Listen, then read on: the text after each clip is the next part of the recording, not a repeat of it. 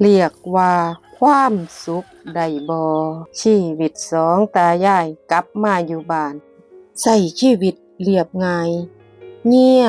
บอยู่สองคนตายายเฮ็ดเวียกเฮ็ดงานปอแป๊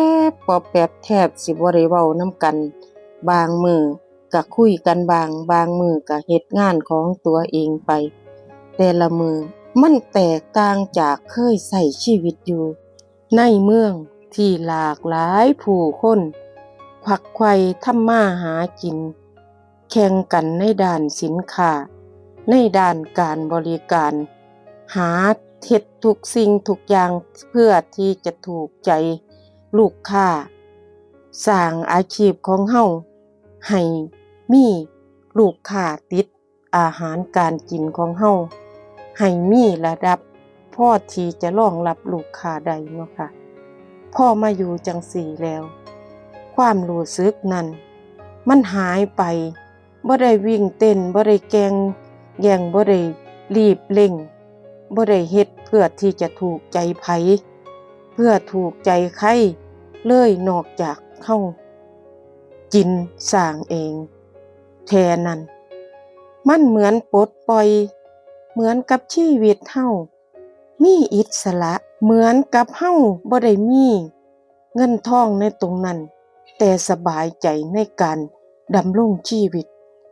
อีกระดับหนึ่งของการกลับคืนมาอยู่บ้านความรู้สึกที่แตกต่างมันมีความสุขแบบเงียบเรียบง่าย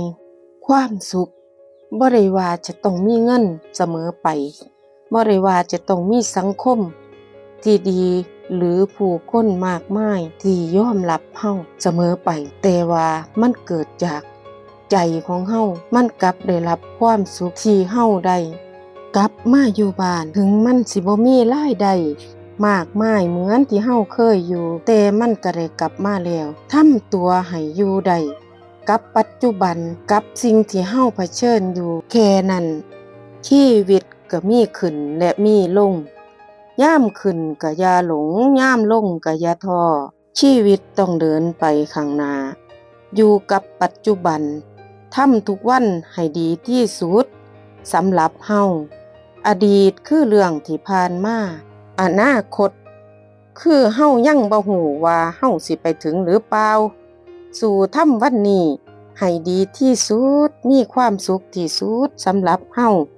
ก็พอแล้วพี่น้องเอ้ยเป็นกำลังใจให้ทุกคนเด้อจ้ะสู้กับทุกปัญหาจ้า